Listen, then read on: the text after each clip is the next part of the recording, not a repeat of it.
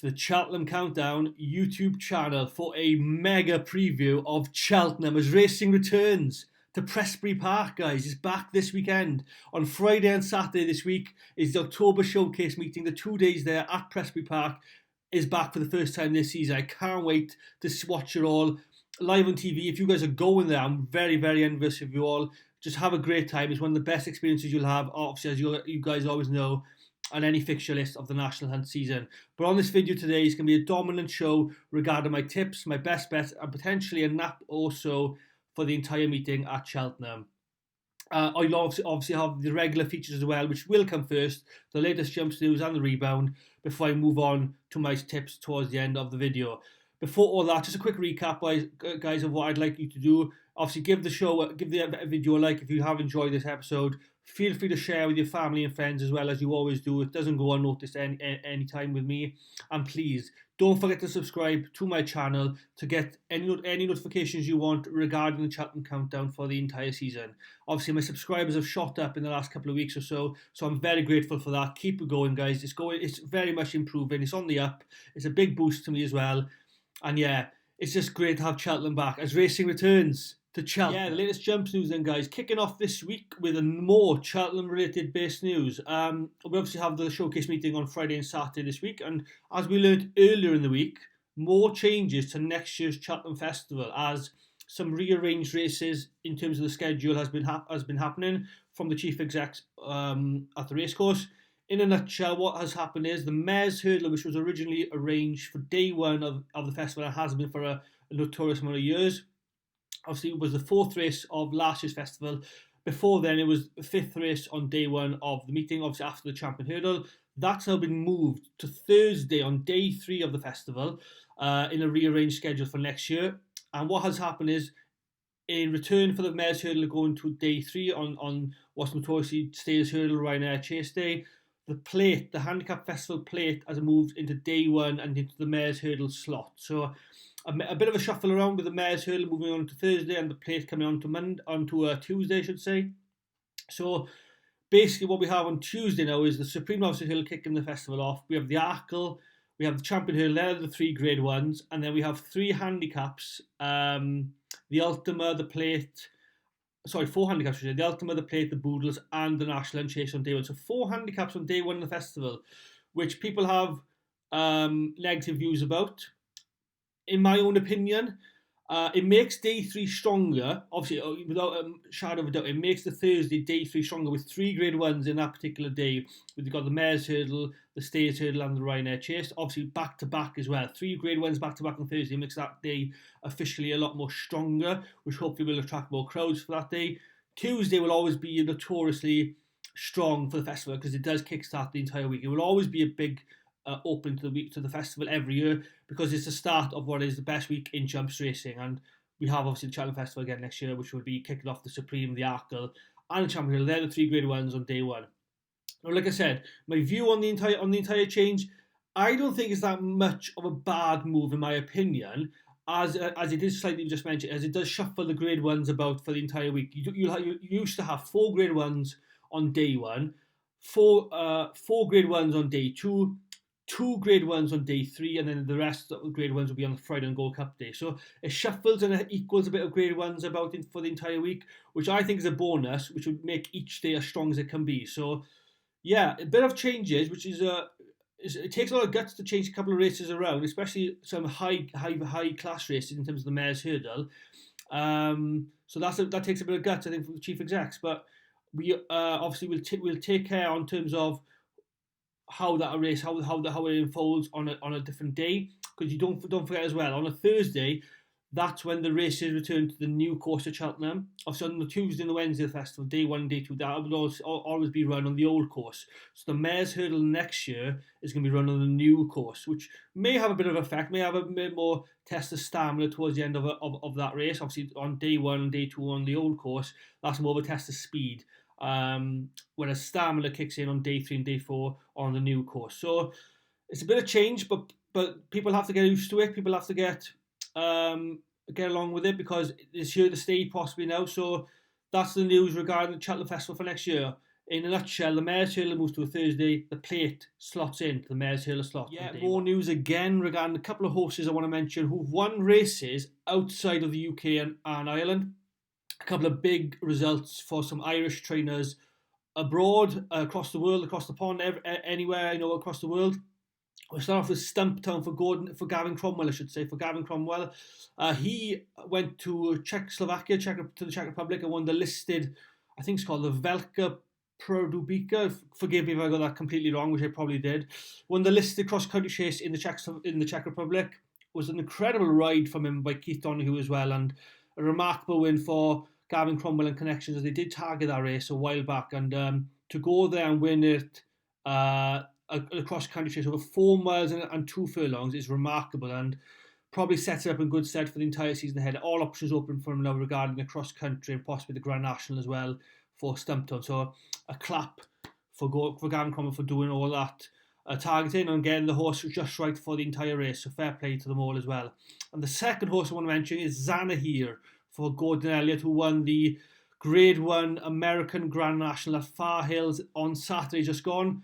Another great result for Gordon Elliott, for trainer Gordon Elliott and Jack Kennedy, who Gordon Elliott as well, amongst his other runners on the card, he had 5 winners across the whole card, which is incredible. Going to Far Hills on Saturday in America and winning as many races as he did was remarkable. So again, well done, a clap for them both for Team Culuntra, and I'm sure they'll be kicking forward now for the entire season with all those 5 winners they had across the card. So Zanahiyr, again, another good winner for them, and all options open for him as well, I guess now. So not sure where they may go with him yet. We'll wait to see what Connections think about, but 2 substantial, significant winners across Europe and across America in Stumptown and Zanahiyr. So well done to the Irish trainers and jockeys for targeting these races and getting success.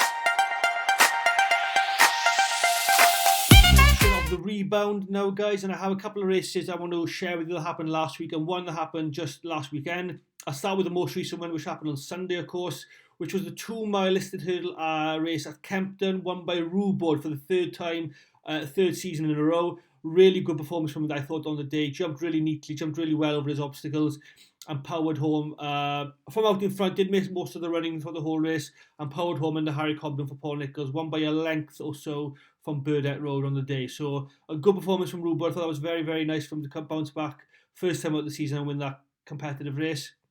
Only 4 runners in the race, but still had to prove it and win again for the 3rd season in a row. So fair play to Connections. I think Paul Nicholls had said after the race that his next port of call for Rebound could be the elite hurdle at Wincanton next, which is probably the best idea for him, as I don't think he went right from as a novice chaser last season. So keeping him over hurdles would probably be the right decision for him going forward. And yeah, the Wincanton race could be a nice starting point again from the bounce on from his victory at Kempton on Sunday. So Burdett Road in second had been campaigned majority of the summer as a flat horse, so he's now getting into the groove as a hurdler for the rest of this season. But I think, like I said, Rebound's performance was really, really notable. So congratulations to him and his Connections. In terms of the 2 races last week, I want to mention to you guys 2 Grade 3s out in Punchestown, out in Ireland. The first was a novice chase won by King of Kingsfield. He beat Birdie O'Bust on the day. That was over 2 miles, 5.5 furlongs, I believe. Don't quote me on that, but I think it was over 2 miles, 5. And the second Grade 3 was the Beth Victor chase won by Hartwood in the end. Hartwood did win it for Henry de Bromhead, who did come out and said after the race that he could be a potential King George horse at Kempton on Boxing Day this year. So that could be a potential entry going forward for Hartwood. He beat Monbeg Park and Croke Park for Gordon Elliott in 3rd place that day. So a decent performance from Hartwood. That was over 2 miles, 7.5 furlongs. So it would be a step up in trip for him to go to Kempton over 3 miles. But I'm sure he'll have another race run before then. So could be a little pointer to where we see him if he does run at Kempton in the King George. So yeah, they're the 3 races I wanted to mention to you on the Rebound this week. The 2 out in Ireland and Punchestown last Sunday, and of course Rebound winning the listed hurdle race at Kempton on Sunday. Right then, it's time for the tips and the best bets and the naps as well for the week's racing at Cheltenham. We'll start off with the tip in the 150 race. This will be the second race on Friday. There's 5 tips on Friday I want to share with you. Kicking off obviously with the 150 at Cheltenham. We'd have had a race before then, the 115. I don't fancy anything in the first race there on Friday, so we'll kick off with the second race, which is a 2 mile, the 2 mile Holland Cooper Chasing Excellence novices chase over 2 miles on the old course for class 2 for 4-year-olds and over. And the market starts up like this. You've got Country Mile at the top for Harry Skelton and Dan Skelton, 11-4. King of Kingsfield, who won last week in Punchstone, he's back for more, 11-4 as well for Gordon Elliott and Jack Kennedy coming over for the ride. Al Nillam at 5-1 for Sean Bowen and Ollie Murphy. Relieved duties is 15-2. 9-1 Adragul and is 14-1 Bigger the Rest. And there's one horse here I do like, and it's going to be the favourite, sadly, guys. It's going to be Country Mile. I am going to back the favourite at the moment. He's currently joint favourite on the exchanges at 11-4. So what price he goes off at, I'm not sure. I haven't backed him yet, but I will be doing very soon. Reason being, he's had his first novice chase start already this season behind Al Nillam, who he reopposes on Friday. Al Nillam obviously won the race at the Uttoxeter, but he's gone up £5 in the rating for that victory, whereas Country Mile, who's a couple of lengths behind him on the day, has remained on the same mark, and he will get £5 in weight as well off Al Nillam. So I think Country Mile, with that performance in mind, with that sort of run under his belt, will come on for the run. I do expect him to come on for the run. He obviously run at Cheltenham last season in a novice hurdle race and did perform really well in that regard on that day. He beat a host to follow of mine as well in that particular race in that size, who was a lot far behind him on the day. He also beat the horse in that race called Wingman, and we all know how good Wingman is for Gordon Elliott. King of Kingsfield is an intriguing runner. I just think he comes in off a mark of 145, which is quite good. I think it's a decent mark for him. The fact he's had 4 runs already in the space of a couple of months, I just think he's going to catch up with him. I don't really think, despite, like I said, he's a classy enough horse, but I just don't think his 5th run in a matter of a couple of months is going to be good for him. So I'll stick with Country Mile at 11-4 for Harry and Dan Skelton. We should have a decent day on the card as well for them. So he's going to be my selection in the 150, the 2 mile Holland Cooper Chasing Excellence. Second tip now, guys, on Friday comes in the following race, the 225 race, the 2 miles, half a furlong, conditional jockeys handicap hurdle. Or class 3 for horses rated 0 to 140. And there's a horse in there I do like at 12-1. I backed him at 12-1, I should say. He's gone down a bit to 11-1 now, which is a bit of a bonus. But I like a horse for Paul Nicholls called Zauchen Enki. Again, I think I pronounced that right. I hope I did. He's in the market at 12-1, like I said. And the top of the market at the moment is King William Rufus at 11-2. Rubber Ball is 6-1, Charging Thunder 8-1, and Torquay Road is 8-1, and also Cavan Club in there at 9-1. I backed, like I said, Zauchenenki. He's going to have a claimer on board, obviously, for conditional jockeys. For Freddie Keeley claiming another valuable £8 off him, off a mark that is already a lenient one, which is 115. This horse is the youngest in the race at 4 years of age, so Paul Nicholls is pitching him in, so I should say, into handicap company quite soon in his career. He's already had 2 starts in the rules of this horse. Won a Wincanton in March. That was over just under 2 miles. Then followed up at Chepstow a month later and finished 3rd behind Inside Man, who subsequently won his next race at Newton Abbot in September. So form is quite decent at the moment. I think this horse is going under the radar as a potential one that he likes, is Paul Nicholls. The trainer has mentioned him a couple of times on his stable tours. So I'm going to side with him. And the fact his first handicap mark is going to be 115. It's quite lenient, like I said, and I'm quite sweet on him. So he's going to be my select. I have backed him each way for four places, I think it was. So quite a decent bit of value there. So he'll be my second selection on the card on Friday. Race at Cheltenham on Fridays, the 3 o'clock, 2 miles again, 2 miles, half a furlong, odds checker, novices hurdle, grade 2 registered as the sharp novices hurdle there. And top of the market is a horse we saw last week, who does reappear quite soon, in Unsons à la Vie for Sam Twiston-Davis and Nigel and Willie Twiston-Davis. At 7-4, he leads the way in the market. Second favourite is Fortune de Mer for Harry Skelton at 11-4, and Dan Skelton, of course. In third in the market is one of my horses to follow again, guys. He reappears from Chepstow, is Jack Hyde again. He's in that 9-1 best price. Sir Galahad 9-1, Run for Marlow 12-1, and is 16-1 bar as well. So I'm going to side, as you may think, with my host of following, Jack Hyde. This is going to be a bit more of a test of speed, as he had in the Persian War, which he won in last time, of course, a chap. So he did travel really well in the race. I was impressed with how he travelled. Really did got outstayed, I think, towards the end of the race. It was over 2 miles, 3 furlongs that race, obviously, and I just think he got outstayed from a couple of decent horses on the day. So dropping him back down to 2 miles in a Grade 2, I think off level weights potentially is going to be good for him. So I'm really happy with the entry for Fergal O'Brien's horse here, Jack Hyde. Johnny Burke will ride him again. Off at 9-1, he's got a bit of value to his name as well. So I can't have Fortune de Mer. I'm sorry, I can't. I'm really taking on Fortune de Mer in this race. I don't think Harry Nanskelton will be winning this race with him. So unfortunately, he's going to be crossed off the race, in my opinion. It's just a case of if Jack Hyde can beat another good horse in Unsons à la Vie for the Twiston Davises. So I'm going to side with Jack Hyde based on the prices. Each way will be my selection as well at 9-20. I think is a good bit of value. So, like I say, he travels well in his races as Jack Hyde, and dropping him back in trip is a good thing to do. So he'll be my selection, like I said, and if he can win this Grade 2, guys, he's got another potential shot to being one of the best handicap jump horses in training. So I'm sticking with that statement. I'm going to keep in that statement ongoing for the time being. He just needs to win this race again on Friday. So it's a big test for him against some decent novices, but I think he can do it. Yeah, I'm going to side with Jack Hyde. Once again, another horse. The following tip comes in the next race once again, guys, and it's in the 3:35 at Cheltenham on Friday. The 2 miles squareintheair.com handicap chase for a Class 2 for 4-year-olds and over. A trappy race, I must say. This is a bit of a trappy race, I do think, in terms of the fact that some horses in this race that ran in the same race last year. It was won by Calico for Harry and Dan Skelton, and he's the favourite at the moment at 3-1 best priced. Yasko de Dams comes over from Ireland for Henry de Bromhead. He's 4-1. Matata, who ran in this race last year, is 9-2. Brookie 7-1, and Trapane Law is 10-1, 14-1, bar those. And I think, like I said, it's a trappy race.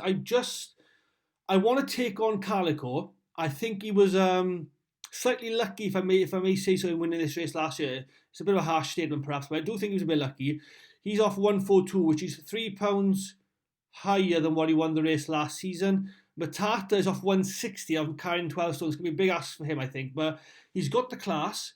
I just think he's a bit of a first time out this season could be a bit difficult for him. So I've sided with horse number 3 in the race, Brookie, at 7-1 for Anthony Honeyball, who will be ridden by Sam Twiston Davis. And although Sam's dad, Nigel Twiston Davis, has got a horse in this race in Matata, Sam is going to be riding Anthony Honeyball's horse, Brookie. As obviously we know, JJ Slevin is going to be riding Matata with the connections of Simon Mooney and Isaac Swade, I should say. So I'm siding with Brookie. I have backed him 8-1. He's now 7-1 best price, which is again a good thing going down in price. Brookie signed off last season with a good couple of races in Aintree and in Punchstone, finishing behind some top horses in Caliph de Burleigh and Madgeborough, respectively. He's off 149 again. It's a bit of a high rate there, but there's going to be a lot of pace in this race. I think there's going to be a lot of pace in this race on Friday, and it might set up a horse for a closer.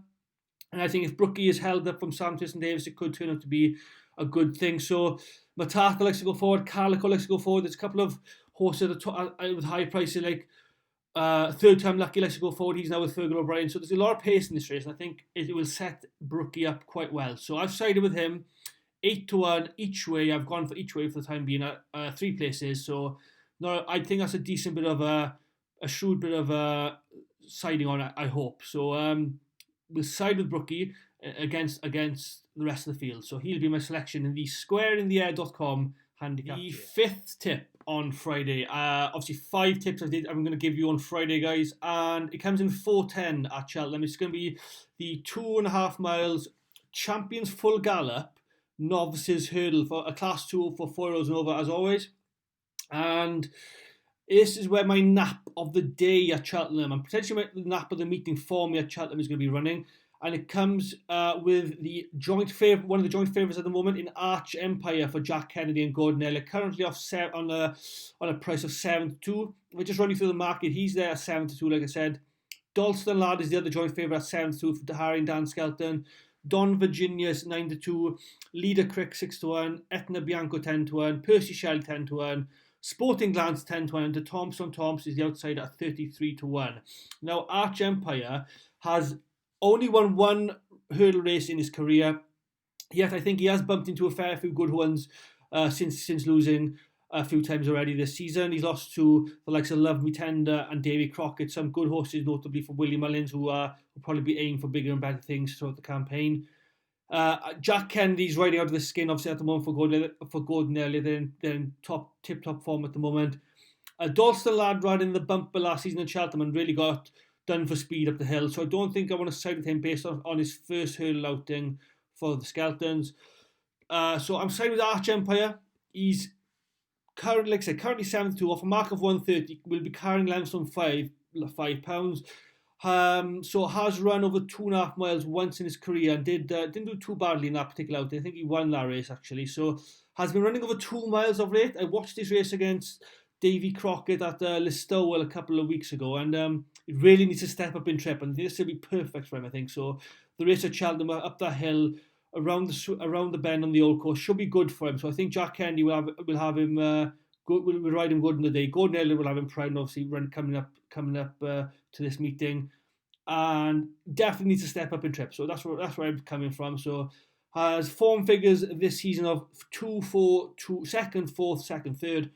Not bad form, but does need to have a win under his belt. And I think this could be the one he's been waiting for at Cheltenham on Friday. So he'll be my selection and my nap at 4:10 Friday afternoon. Moving on to Saturday at Cheltenham, guys, and it's an absolutely cracking card. It's a very good card at Cheltenham on Friday as well, to be fair, but I think Saturday's got a very, very good card of racing on at Prestbury Park. There's 7 races in total there, and at the moment, obviously, at the time of recording, decks aren't out for Saturday's card. So we don't know, in fact, who's definitely going to be running. But I have one race in mind that I want to mention to you. It's in the Masterson's Holdings Hurdle at 3:30 Saturday afternoon. There's only 7 runners at the moment going to post before decks come out tomorrow. There's one horse in here I tend to like. Well, 2 I think, but I'll side with one, obviously. It's going to be Hamlet's Night for James Owen. I'm just going to side with him ahead of Give It To Me OJ for Gary and Josh Moore. So I'll side with Hamlet's Night for the time being. 3 hurdle starts for him. Obviously finished second on his maiden hurdle, then 1-2 on the bounce. Probably will be Sean Bowen that rides him, I guess, if Sir Galahad for Ollie Murphy in the same race doesn't run. He's obviously entered for another race on Friday. So it could be a case where Sean Bowen, who's been riding out of his skin at the moment, absolutely flying form for himself. He could ride Hamlet's Night on Saturday at Cheltenham. So if he does, I'll definitely be siding with him. Other than that, as decks are out, guys, there's not a lot of races not a lot of runners at the moment I'm keen on, just purely for the fact I don't know if they're going to be definitely running yet. So we'll wait to see. But it's an absolute stunning, stellar card at Cheltenham on Saturday.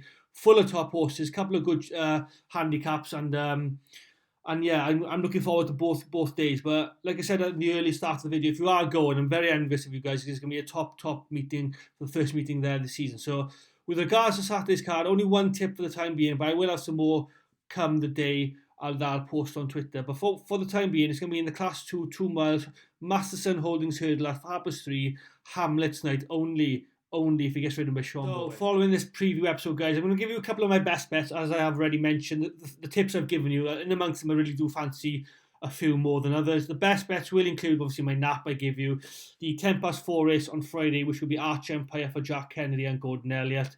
And the 2 best bets in terms of the bets I think that will go far, go further in terms of reaping the rewards at Cheltenham would probably be Country Mile in the second race on Friday, my first tip I gave you earlier in the video, and the second will be Zhao Chenenki for Paul Nichols later on the card. So they're the 2 I'm going to give you in terms of my best bets, but my nap, the one I'm strongest about the most, will be Arch Empire, like I said to you. If you have watched the whole video, guys, thank you so much. It's been a brilliant preview. I love previewing Cheltenham each and every time the meetings come along. We've got the November meeting coming next month, of course, then the December meeting, then the New Year's Day meeting, then Trials Day, and of course the festival, counting down to the festival, guys. Cheltenham just does not rest, and I absolutely love it. So if you have enjoyed this video, like I said, like it, share the video if you do wish, and of course, please subscribe to my channel. It does massively, like I said, help improve and give me the boost I need to continue going with this podcast. So thank you very much. Enjoy Cheltenham this week. Have a blast, and I'll see you all next week. Thank you for watching.